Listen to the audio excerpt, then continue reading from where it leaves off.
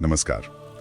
आज हम एक बहुत ही दिलचस्प स्रोत पर बात करने वाले हैं, ब्रह्मचर्य, जीवन शक्ति का जागरण। इसमें एक सवाल है जो सोचने पर मजबूर करता है। क्या हो अगर वो ऊर्जा जिसे हम अक्सर यूं ही गंवा देते हैं, वही हमारी असली क्षमता, हमारी पोटेंशियल को जगाने की कुंजी हो?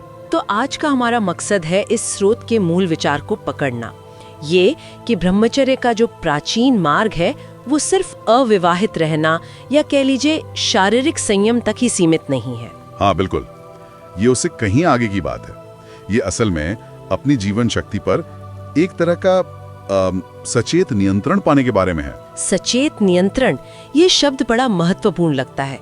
तो चलिए इसी विचार को थोड़ा और खोलते हैं। स्रोत कहता है कि ब्रह्मचर्य जीवन शक्ति पर कॉन्शियस मास्टरी है, सिर्फ शारीरिक रोक टोक नहीं। सही। और ये जो जीवन शक्ति या लाइफ फोर्स का जिक्र है ना, इसे आप शरीर और मन की एक तरह की फंडामेंटल एनर्जी समझ सकती हैं। स्रोत इसे आज की दुनिया से जोड़ता है, एक ऐसी दुनिया जो इच्छाओं और ध्यान भटकाने वाली चीजों से भरी पड़ी है। हाँ, डिस्ट्रैक्शंस तो बहुत हैं आजकल। बिल्कुल। तो ऐसे माहौल में अपनी इस अंदरूनी ऊर्जा को संभालना और भी जरूरी हो जाता है। तो ये सचेत नियंत्रण, ये है क्या असल में? क्या ये कोई स्विच है जिसे हम बस ऑन ऑफ कर सकते हैं? नहीं, स्विच जैसा तो नहीं कहूंगी मैं। इसे ऐसे सोचिए जैसे कोई माहिर ड्राइवर होता है ना, वो गाड़ी को पूरी तरह अपने काबू में रखता है।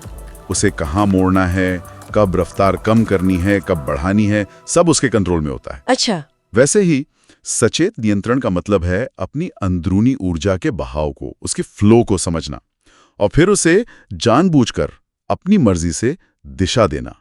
ये सिर्फ रोकना नहीं है। अच्छा, रोकना नहीं बल्कि संभालना और सही राह दिखाना। ये बात हुई। हाँ, बिल्कुल, मैनेज करना और डायरेक्ट करना। दिलचस्प। और फिर इसमें ये भी कहा गया है कि इस ऊर्जा को पुनः प्राप्त करना है, मतलब रिक्लेम करना है, और उसे फिर उद्देश्य, स्पष्टता और दिव्य अनुभूति की ओर पुनर्निर्देशित करना है। ये रीडायरेक्शन वाला एंगल, ये काफी अहम लगता है। हाँ, और मेरे हिसाब से यही सबसे खास बात है इसमें। ये सिर्फ ऊर्जा बचाने या इकट्ठा करने जैसा नहीं है, जैसे हम बैंक में पैसे जमा करते हैं। नहीं, ये उस बचाई हुई ऊर्जा को सोच समझकर इन्वेस्ट करने जैसा है। इन्वेस्ट करना कहाँ? अपने जीवन के बड़े लक्ष्यों में, जैसे कोई मकसद ढूंढना हो, या अपने काम में ज्यादा स्पष्टता, ज्यादा क्लैरिटी लानी हो, या फिर कुछ लोगों के लिए शायद आध्यात्मिक गहराई पाना हो। अच्छा, मतलब ऊर्जा को यूं ही बहने देने के बजाय उसे एक फोकस देना, जैसे हम लेंस से सूरज की किरणों को एक जगह इकट्ठा करके आग जलाते हैं, कुछ वैसा। हाँ, काफी हद तक वैसा ही समझ सकते हैं। स्रोत इसी कॉन्ट्रास्ट को दिखाता है कि एक तरफ तो यही ऊर्जा है जो इच्छाओं और भटकाओं में